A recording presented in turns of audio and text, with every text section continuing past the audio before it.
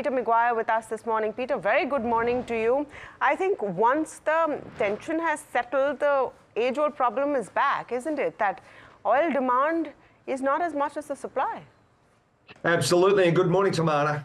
Greetings from Sydney. Yes, exactly right. I mean, what we've seen over the last week or so has been incredible volatility, huge sell-off as we've seen, and then where we're looking as far as rolling into Q3 and Q4, as far as plenty of supply and the overall theme, one would think is going to be softer prices as long as geopolitics is stripped out of it. So therefore, a lot of people, Peter, hi, morning.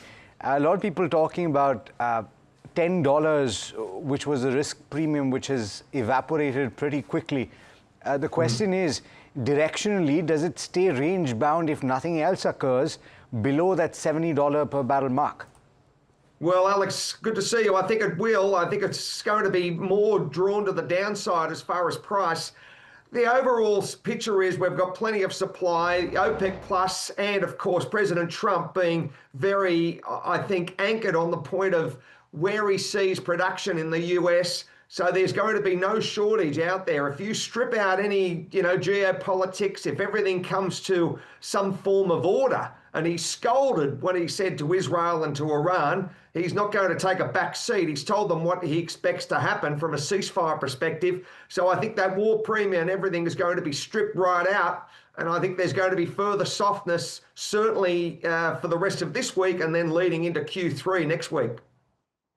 Peter, good morning or good afternoon, depending on the time out there in Sydney. But I have the counter question on the upside, right, which is this, that all through these conflicts that we've seen the last 3 years, oil prices largely have hit the top of 85 and come back. I mean, 80, 85, that's the range.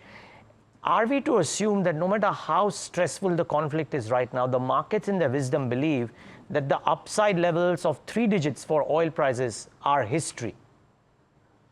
Well, Narajan, good afternoon. It is good afternoon in Sydney. Yes, I do feel as though that, $100 is going to be very, very difficult to achieve. You've seen what happens with geopolitics.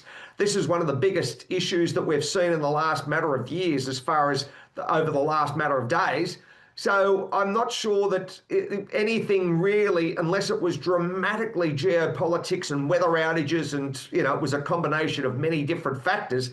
But the world we've got awash with crude. There's no shortage. MBS, Crown Prince from Saudi, is very engaged in the whole OPEC process. The UAE, the big producers are there. And I can't see really any point of getting above that $85 handle. And I feel as though with the increase in production, and that's all coming online, it's going to be softer prices, cheaper inflation, and in turn better for the consumers, and certainly for all the men and women on the street that rely on that in India.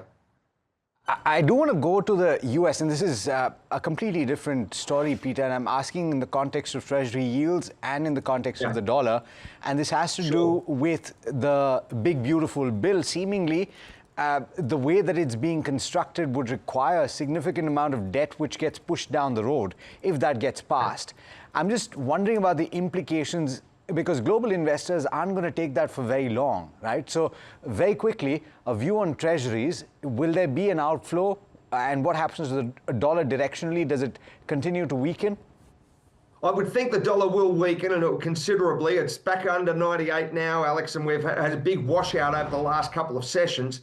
As far as bond yields sitting at 4.3 for the 10-year, that'll probably come under pressure, depending upon how aggressive Fed Chair Powell's going to be, and of course how aggressive President Trump wants to be.